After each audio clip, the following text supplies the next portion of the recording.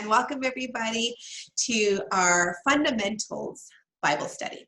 So tonight I'm going to be going through some attributes of God. We've been learning about what is the difference between pure and distorted, truth versus facts, truth versus a lie. And so in tonight's study, we're going to dig into who is God, what is he like, what is his character, and of course I'm basing everything off of the Bible. Okay, so those of us who profess to tell you about God through what we know about Jesus Christ and who he is based on the Holy Bible. And so I want to first and foremost let you know that there's many Bible studies out there, many apologetics, many things that you could go and do research to find out about the validity of the Bible. But I'm not going to do that. I'm not going to go through that because a lot of gifted people who have really spent their whole life talking about those matters, they have plenty of books. I've read them.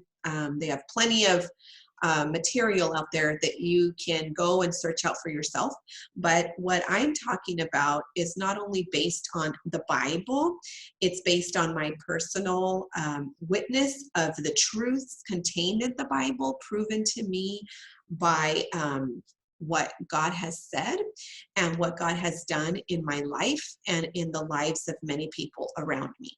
And so it's a personal witness. It's I've been an eyewitness to the things that I'm going to be talking about tonight. Okay, so as a matter of fact, I think that's where I can start tonight's study. I will tell you my story. How did I come to know Jesus Christ? Is the one and only, the true God, the one who was himself God in human flesh and came to dwell here on earth, and is the salvation and offers the only salvation for all of mankind. How did I come to know that? Was I brainwashed into thinking that? Did I grow up thinking and believing that, or being told that all my life? Is that why I came to believe that? So I want to share with you my story. Well, actually, I grew up in a home with two parents who were atheists, and they were part of a communist party, and they believed in Darwinian theory of evolution. Their whole library, they were avid readers. They had a big library of all sorts of these books that taught about natural science, about nature, about how we all evolved from a single organism and how we all had a common ancestor.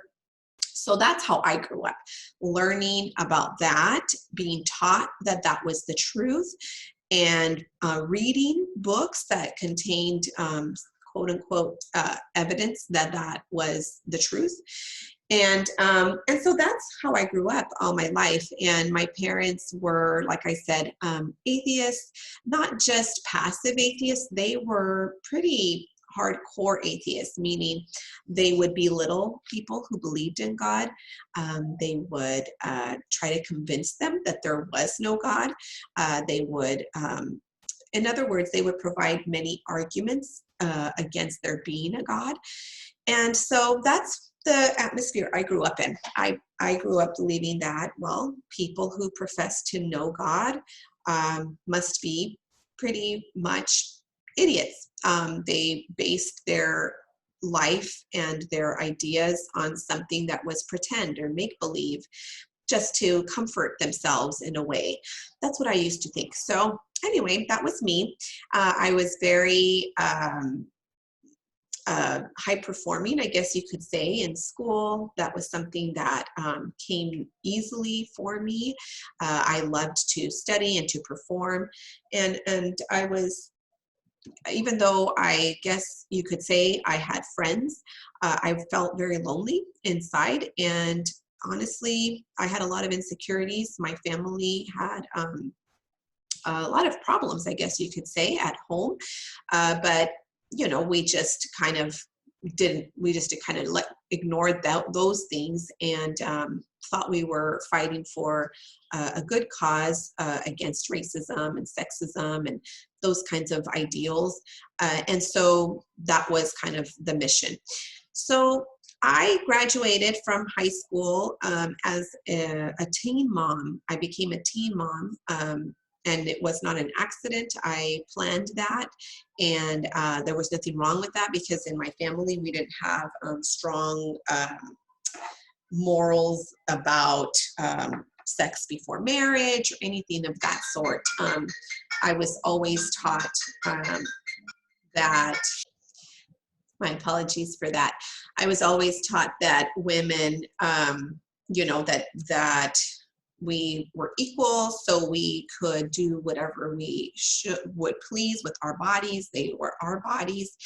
And so, and in fact, as a teen, I ended up thinking that abortions were fine because it was my body, it's pro-choice. And so that was something too that that really impacted my life, was for me to think that I could do whatever I wanted. I was in control of my own destiny, my body, and whatever I worked hard at, I could accomplish. And so as a teenager, I was living a promiscuous lifestyle. And I, like I said, I did have a child, and then I had some unwanted pregnancies too. And so I took the route of, well, those are going to be very inconvenient. And so I chose to have abortions. And that was something that was normal to me.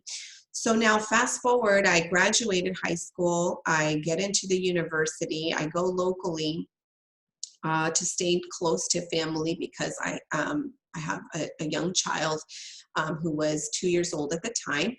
And I move away, and you know, I'm doing life. I'm doing what I believe is getting higher education, acquiring more knowledge.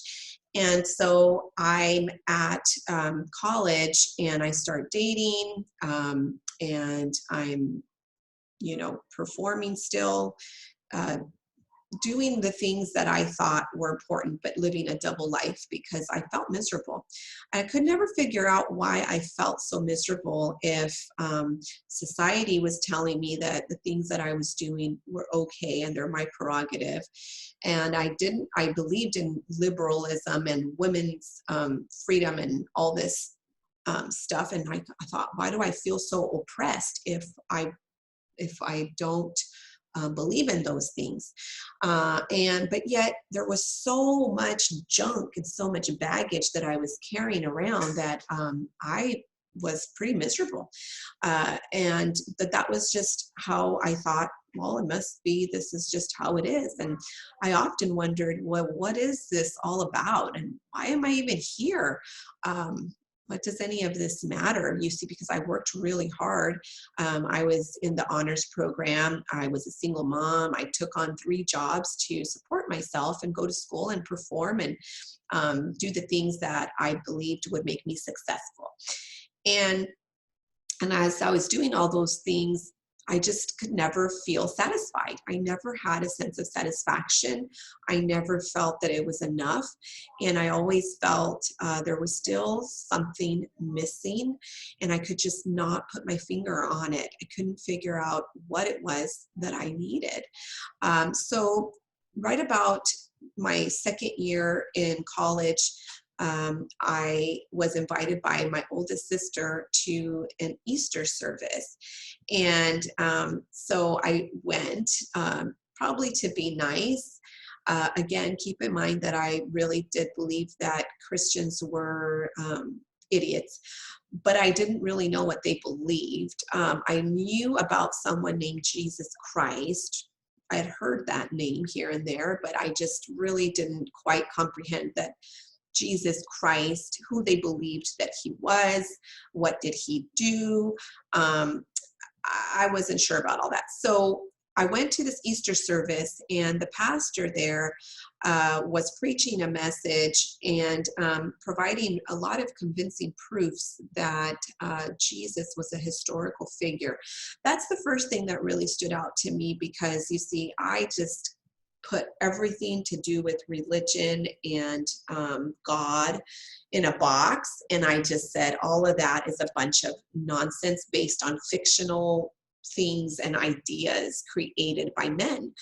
So when come to find out that that was actually a complete lie, because Jesus Christ was a real person, a human being who lived in this earth, and there was a lot of, I mean, everybody knew that, even historians. And so I felt pretty stupid and silly, because I actually ended up doing a lot of research into who was Jesus Christ after this. But anyway, as I sat there and this man was talking about Jesus Christ and, telling some historical things about this person and what people had written about him and what they believed, who they believed he was.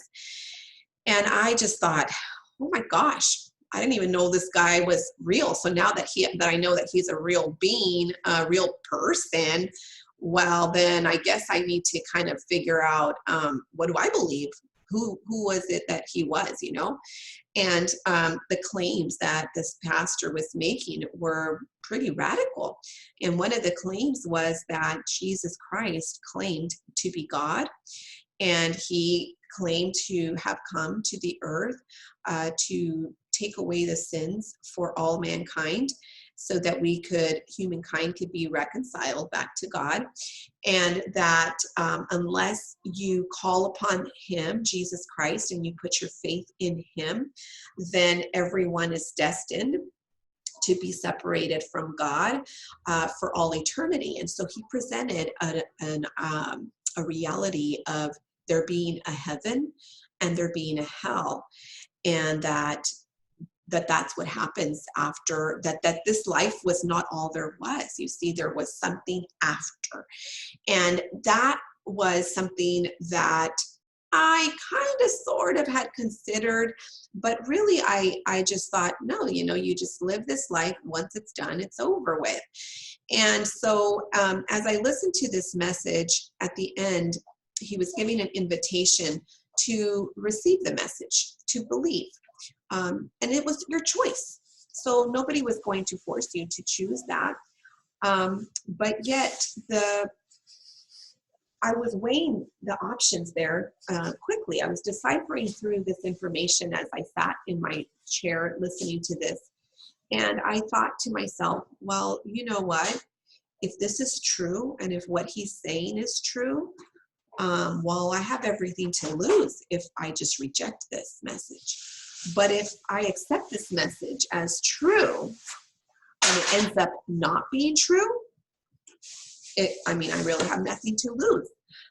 Oh, well, I didn't believe it in the first place to begin with. And so if I choose to believe it, and so I just thought, okay, you know what?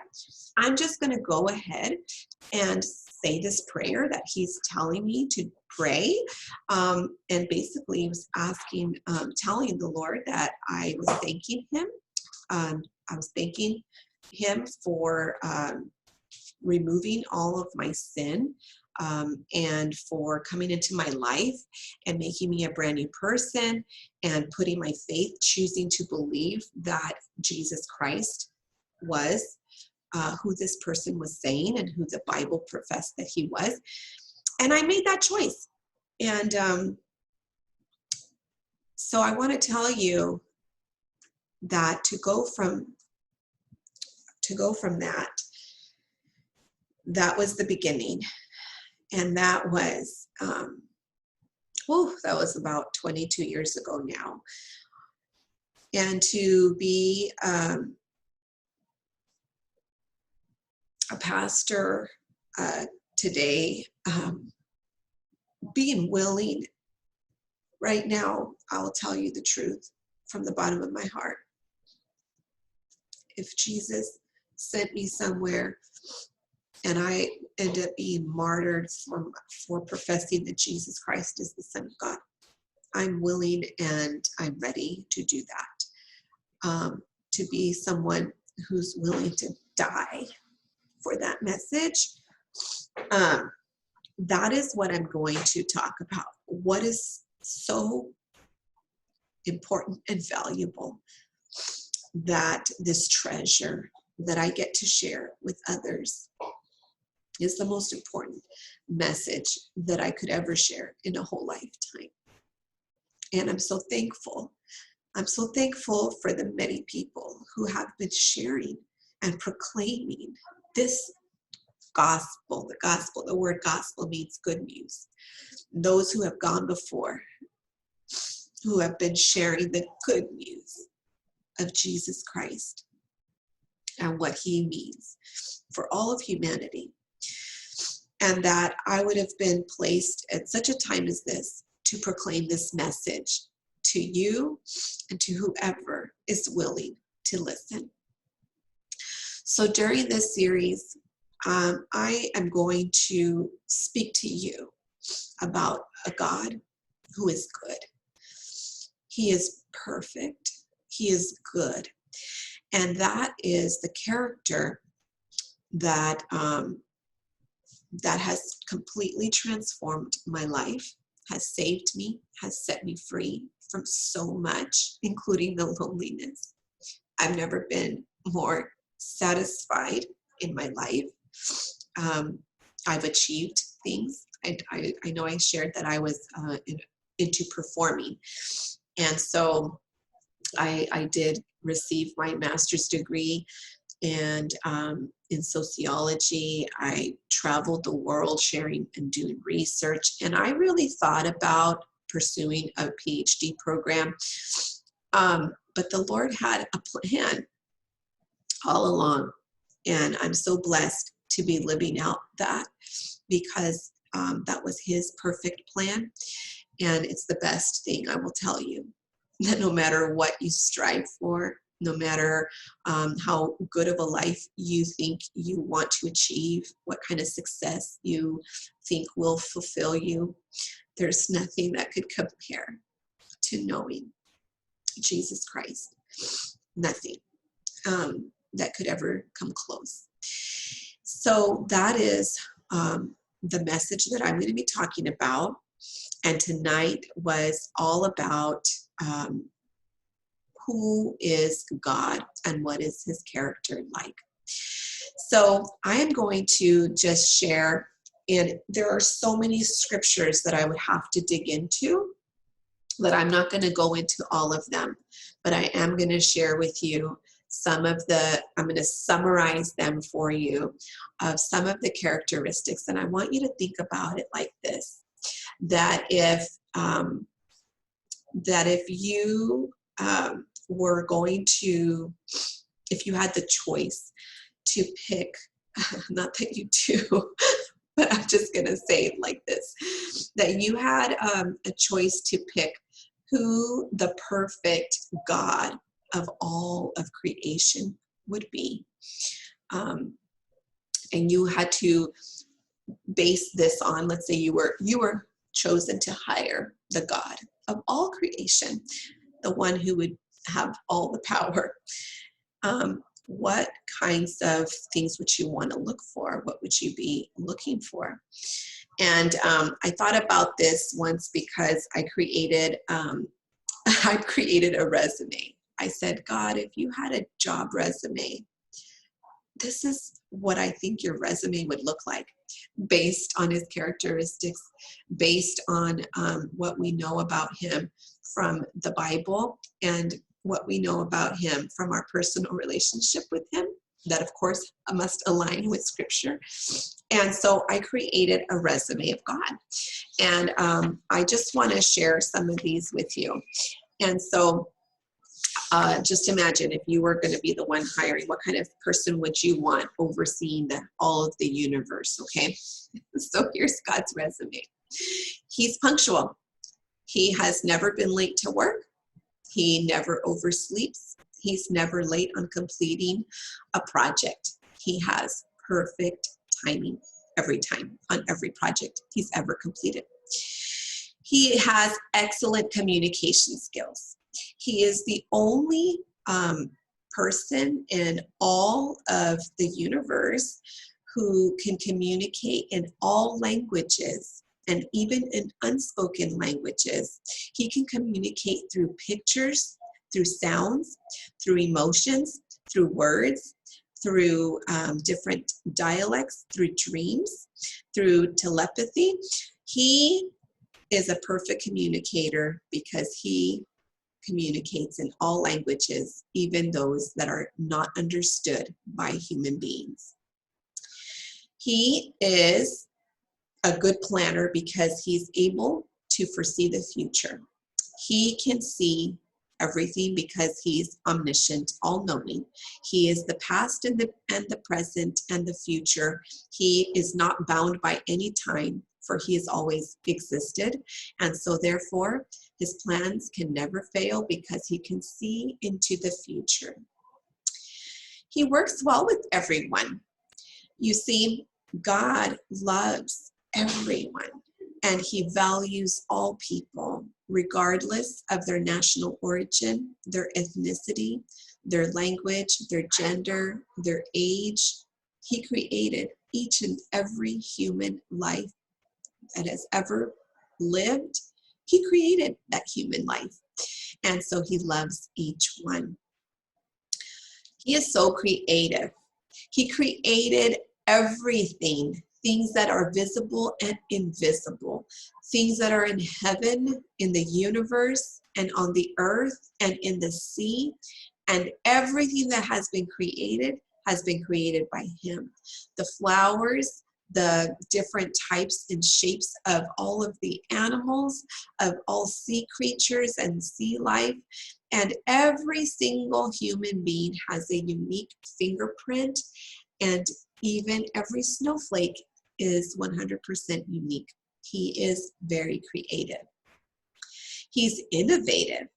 He single-mindedly is the mastermind behind the design and the engineering of all forms of life, including all of the cells, all the atoms, energy, force, gravity. He's the one who invented all of these things, and he's the one who holds it all together by his knowledge and by his power. Okay, so you know what else? He's an excellent teacher. He knows how to communicate using different teaching techniques that will reach the audience. So everybody learns differently, and some people need to have something taught to them in certain ways that only he can teach. So he is a perfect teacher and knows how to teach just right, even to the illiterate, to the mute, to the people who are blind. He can reach anyone, and he's a great teacher. He's hardworking. He created all of life as we know it. He watches over everything 24/7, and he never gets tired. He sees everything. He knows all of the different kingdoms and dimensions that are happening simultaneously. He watches over the earth and all the creatures and everything in them, and he created everything in 6 days. He's very hardworking. And he never stops working. In fact, we're told that he's always at work. And so he's very hardworking. He is also a great team player. He has always existed in a triune community in perfect harmony as God the Father, God the Son, and God the Holy Spirit, never fighting or bickering or getting out of order, but complete harmony and teamwork. Great leadership skills. You know, God has the ability to create the best leaders. And in fact, he has raised up some of the best leaders, the greatest leaders who have ever existed. He's the one who brought them up and taught them everything that they know. He is the one who brings people from lowly positions, from places of poverty, and it doesn't matter where they come from, what type of class or caste or background. He can raise a person up to be an amazing leader and has done that over the centuries. He's great at leading them. He's the greatest leader. You know, he is an interdisciplinary genius. He's the highest authority across every field that exists, every field of study, including sociology, philosophy, justice, health and wellness, physics, biology, chemistry, astronomy, music. You know, he's the only one who knows every single star in every single galaxy, and he knows them by name. Dark matter, he has it all figured out. Oceanography, dance, music, you know, he's the most brilliant, and he invented, and he is expert over all these disciplinary fields. There's not anything he doesn't know. Now, he has an unparalleled IQ. There's no test that could measure his intelligence or capture or contain his mind, for he's never been taught anything. He's always known everything. There's nothing he doesn't know. He's so perfect, he's so holy and powerful that no human person can even see him and live. He is the only eternal being, so that all of the things that he's ever done and accomplished, if they were written in a book, there's not an entire universe that could contain the number of books it would take to write everything that he has accomplished and done. He loves life, he created it, and he sustains life. He's eternally perfect. He's never made one mistake, ever. He's perfectly loving, and everything that he does, everything he's ever done, he's always done it with the motivation of love. He himself is love. He's never lied. He's never misrepresented himself, ever. It's impossible for him to lie, for there is not one hint of evil in him. He never breaks a promise, and he's never broken a promise, ever. Everything that he speaks, he fulfills. If he says an oath, he always fulfills it. He sees, we can see his true intentions, because in his heart, he's never been confused or wrong. And he himself can look into a person's heart to see their true intentions and the motives. He can never be fooled and never has been fooled. He's the perfect judge of a person's character, because he knows exactly what they mean by what they say, or even what they don't say. He knows exactly what is in the heart. He is very caring, thoughtful, gentle, and kind. He's generous and patient and compassionate. He is almighty. He never gets tired or bored. He's always concerned for every human life. He is over nature and over all of the sun and the moon, and he commanded all of those things into existence, and they obey him. In fact, all of creation acknowledges him, that even the rocks would cry out and sing to him, because they recognize he is their creator. He's empathetic. He himself, although he was eternal and perfect and never knew evil, he stepped into human shoes. He stepped into human shoes, so he's empathetic. He stepped into human shoes in the image of Jesus Christ, and he became fully human, to live among humans, to be with humans, to dwell on this earth.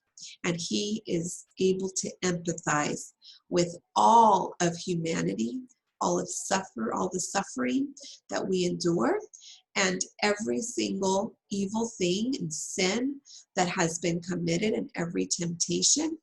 He took that upon himself, and he understands it. He himself was tempted and never sinned. So God has an all-around good character. He has never had an evil thought. He does not entertain evil in his heart, and he hates all evil and all harmful things. He is sincere and always has been.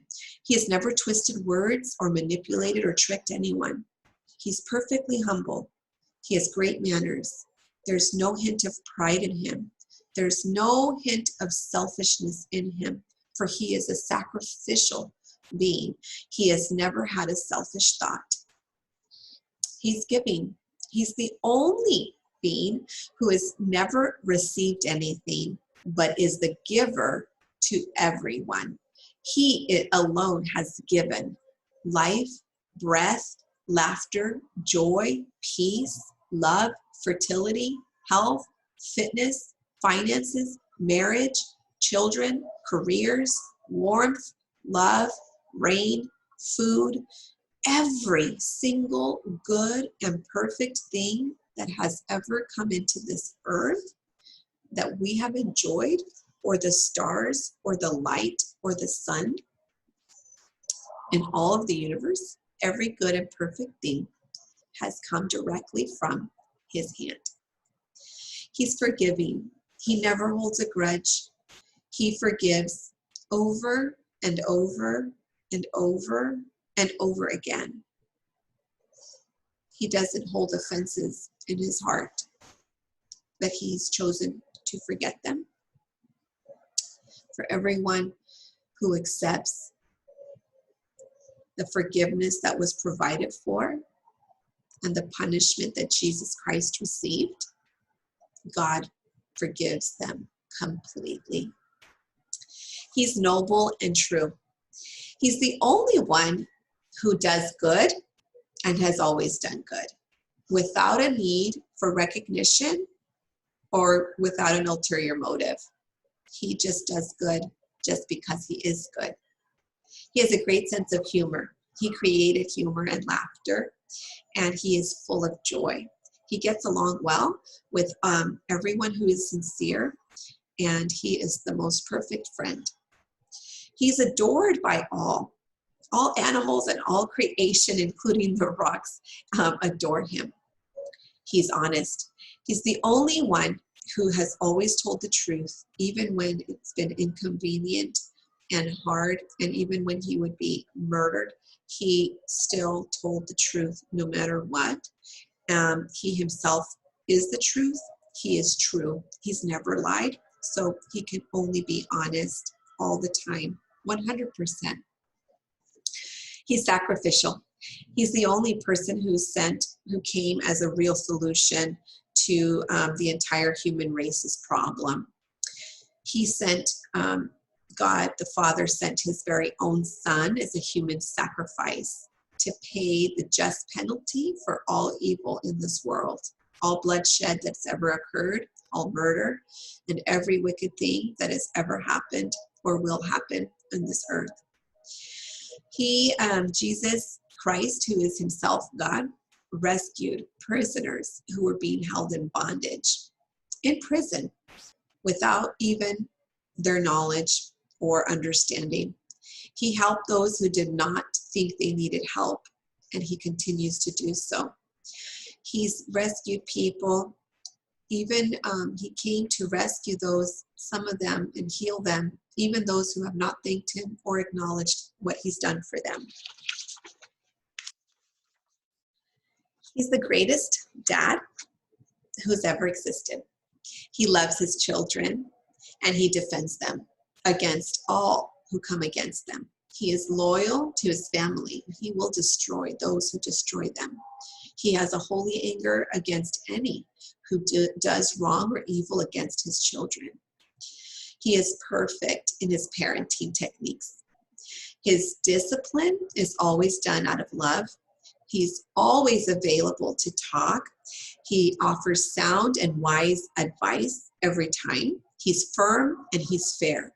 And he always has the best interest of his child in mind. He's never arbitrary about his decisions. He's consistent, always in his parenting, and he fulfills all of his obligations, and he never forgets anything. He never forgets any essential things that his children need. He has the power to cause even all bad circumstances and events to work together for his children. He's just and fair. He shows excellent judgment, and he makes perfect judgment calls every time. He's equitable, and he has never been a respecter of persons and does not show favoritism. He's consistent. He's always consistent in his actions. He never makes a haste decision, and he's never been disorderly. He is very organized and orderly. In fact, he hates chaos, and he's the one who created order. He's the author of order and peace. He is upbeat and positive. He has never been depressed, and he always hopes. He knows each and every human being who has ever existed, who's been born, and even those who have been unborn, who did not make it into this world. He knows the exact number of hairs on their head, and he has a special purpose and destiny for each life that he creates. He is rich. He owns everything under heaven, and he's the richest. He is has the most resources that's ever been accessible, because he himself created every precious stone, every precious metal that exists, every natural resource. He created elements that are still unknown to the human race. He has a city that has streets made out of gold, and a city made out of precious gems and stones. He has many mansions that are adorned and ready for his children. He has set aside a great inheritance for all of his children. He is royalty. He is a king over a supernatural and perfect kingdom. He is a noble king who always does well for everyone in his kingdom. He's a humble ruler. He's the only king ever known to be friends with the peasants in his kingdom, even those of the lowest rank. He's generous. He makes sure all wildlife is fed 24/7. So the other thing I will say about this God is that there's references and recommendations available by those who have been blessed by him over all the centuries. And all of these you can find story after story, testimony, eyewitness accounts after eyewitness account of miracles that extend all continents and languages and people groups who are in love with this God, who can tell of the specific, detailed things that this God has done for them, what he has spoken to them, miracles that he's performed on their behalf because of his great and deep love for them. There's also complaints about this God from those who have rejected him. But the only person who's always been sincere in his good intentions and perfect and 100% falsely accused, he has been targeted, maligned, slandered, hated, rejected, and misunderstood by those that he loves. He's been mocked and he's been ignored. There are still those who are intent about making their own opinion and their own ways and their own words against this God. They prefer their own opinion over the truth. So we are going to dig in to this God and find out what makes him so supreme over all gods. What is he like, and how can we get to know him better? Stay tuned. We will be back next week, and we will be digging into some scripture. So have a Bible handy. God bless you.